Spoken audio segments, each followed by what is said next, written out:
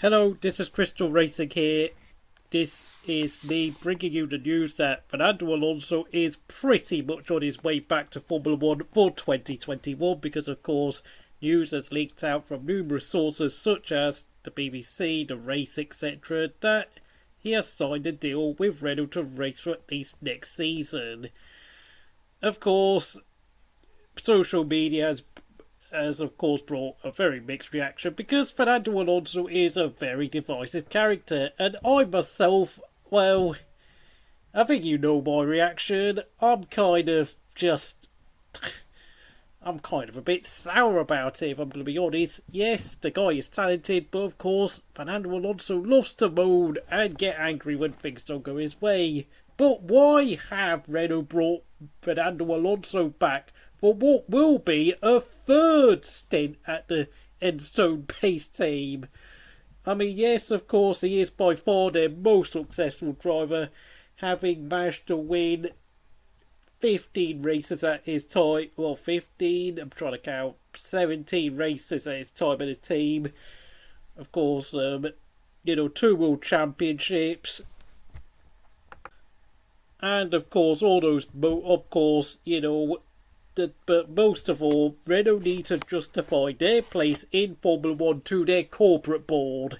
That is why they're bringing Fernando Alonso back. They need a top driver to make it so that the board realise that the race team is serious about trying to win again one day.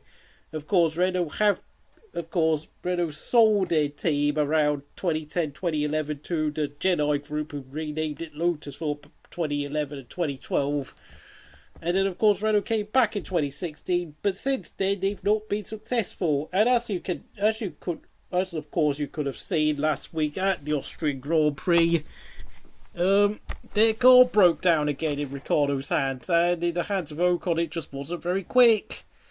And with Cyril Beatball, Esteban Ocon and Fernando Alonso, it's going to be not a very particularly popular team, but fact of the matter is, Renault want him back, and it seems as if whatever salary, well, I don't know whether he's asked for a big salary or not, but it seems to be Fernando Alonso really wants to be back in Formula 1.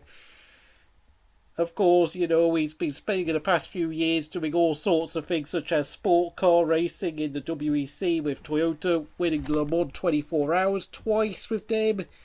Then, of course, he's won the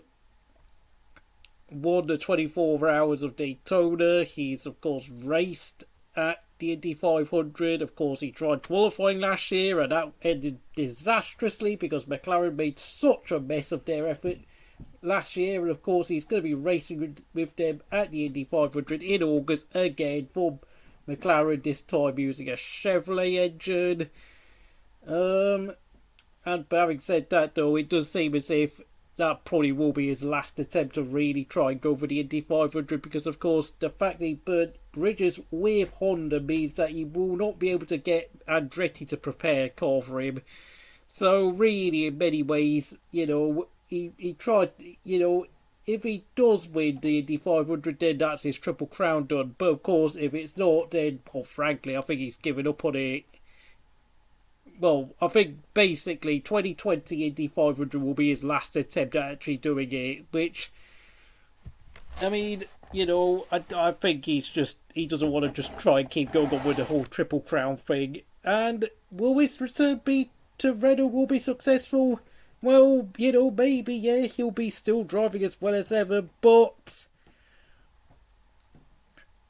the fact of the matter is, can Renault prepare a fast enough car, and how long will he tolerate being there for? I mean, will he carry on until like the age of 42, 43, 44?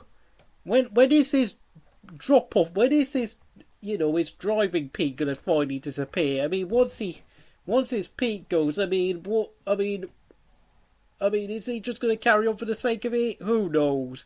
But, as we all know, I think it's pretty safe to say Alonso is coming back to Formula 1 next year. And, of course, for their junior drivers, Daniel Drew and Christian Lundgaard, well, this is a slap in the face for the pair of them, really.